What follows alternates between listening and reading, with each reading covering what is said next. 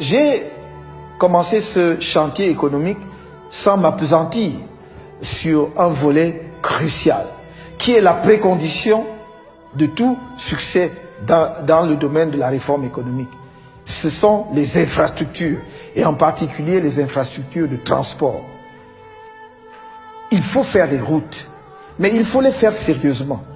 Et il faut les faire au coût réel, au coût moyen que l'on observe sur le marché international et dans d'autres pays.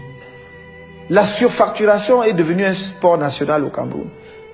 Et donc, cela ne nous permet pas de bitumer, par exemple, autant de kilomètres de route que nous aurions pu, ou d'entretenir autant de kilomètres de route que nous aurions pu, d'ouvrir de nouvelles routes. Or, nous nous engageons, dès lors que nous aurons effectivement la conduite des affaires de ce pays, d'inscrire au minimum 800 milliards de francs chaque année dans le budget de l'État pour les infrastructures de transport. De la sorte, nous pourrons par exemple effectivement construire l'autoroute autour du triangle que l'on connaît, c'est-à-dire Yaoundé, Douala, Bafoussam, Yaoundé, mais avec un prolongement sur Bamenda et également à Douala avec un prolongement jusqu'à Boya Limbe. Nous allons également construire l'autoroute du Nord, qui est un de nos grands rêves. En dehors du chemin de fer, il faudra effectivement relier le sud du pays au nord jusqu'à Koussery par une autoroute. Je ne dis pas par une route, mais vraiment par une autoroute. C'est économiquement justifié. Parce qu'une telle route est la voie de desserte des trois régions septentrionales du pays. Déjà, même politiquement, c'est défendable, mais économiquement, c'est justifié. Donc, pour approvisionner toutes ces régions en produits venant du port et pour évacuer les productions de ces trois régions vers le sud et d'autres lieux de consommation et d'exportation, il faut, en dehors du train dont nous avons parlé tout à l'heure, une voie routière de niveau international, de niveau au standard, j'allais dire, connu dans les pays que nous regardons avec admiration. Donc, autoroute qui va donc jusqu'à Koussery et qui pourra donc dans les régions du nord, en fonction de l'importance des localités, se bifurquer sur d'autres localités importantes. Voilà dans le domaine du transport. Et ça, c'est dans le domaine autoroutier. Parce que nous allons construire un certain nombre de kilomètres de routes régionales, de routes départementales. Évidemment, les routes municipales ou communales ou des villes seront à la charge des villes et non plus, comme aujourd'hui, à la charge de l'État et surtout même à la charge des délégués du gouvernement, car il faudra demain des maires élus qui assurent et soient responsables du développement de leur commune.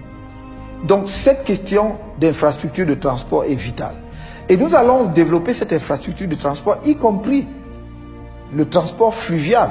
Nous avons beaucoup de cours d'eau dont certains sont navigables, en tout cas sur un certain nombre de tronçons. La Sanaga est navigable sur plusieurs tronçons. Et donc on peut aussi évacuer les produits agricoles, produits le long de la Sanaga ou au bord de la Sanaga, par la voie fluviale, au lieu justement d'utiliser les camions pour les transporter par des détours encore plus longs.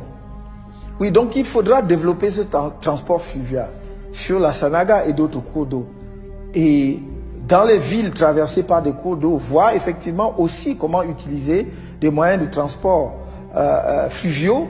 Par exemple, pour le transport des populations, on peut parfaitement imaginer qu'en dehors ou en plus du pont sur le Vouri et d'autres ponts qu'on construira sur le Vouri, par exemple, il puisse y avoir le transport d'une rive de Vouri à l'autre, justement par des petites embarcations bien conçues pour les besoins de la cause, ou même pour la plaisance, n'est-ce pas, sur le Vouri. On peut imaginer, on voit dans diverses villes, pas seulement en Europe, mais même en Afrique, au Caire, vous avez des bateaux niches qui peuvent monter et descendre avec conçus comme des restaurants où les gens peuvent dîner tranquillement le soir. Donc, l'infrastructure de transport va être essentielle.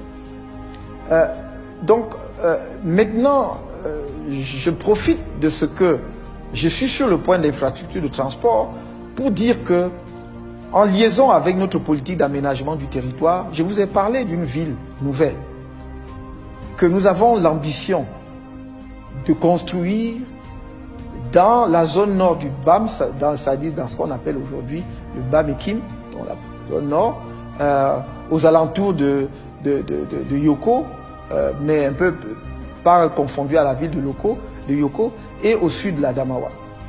C'est là que nous voulons concentrer toute la perspective, la projection technologique du Cameroun de demain. C'est une ville de futur. Ce sera une ville intelligente, mais ce sera également une ville verte. Dans un pays qui a le massif forestier que nous avons, nous voulons là expérimenter des choses nouvelles. Avec nos variétés, les variétés de nos forêts. Montrer justement que ce que la nature nous a donné généreusement, nous pouvons aussi l'exploiter, améliorer dans le cadre d'un espace urbain. Ce sera une ville de recherche. Ce sera une ville de promotion et de l'innovation technologique. Ce sera également une ville universitaire où effectivement les secteurs de pointe dans le développement et la recherche seront localisés. Mais comme je l'ai dit tout à l'heure, nous avons une politique urbaine. À cet égard, je voudrais dire que nous avons étudié la ville de Douala avec l'avènement du port en eau profonde de Kribi. La ville de Douala est une ville qui a toujours vécu depuis sa création autour du port. Et donc, avec l'avènement de la ville de Kribi, le port de Douala ne va pas disparaître, mais ce sera plus le seul port et certainement pas le port qui accueille le plus de trafic de marchandises en venant de l'extérieur ou en partance pour l'extérieur. Il faut donc revoir la fonction de la ville de Douala. Et nous voulons faire de Douala demain la grande ville, la grande capitale financière et économique de l'Afrique centrale.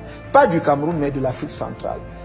Avec le quartier que l'on appelle le plateau Jos étant le cœur de la finance de l'Afrique centrale. Le plateau Jos où les normes de construction seront revues à la hausse, où les immeubles les plus bas auront une hauteur de 15 étages minimum. Parce qu'il y aura une concentration. Ce sera, si je voulais faire une comparaison, un peu le Manhattan de l'Afrique centrale.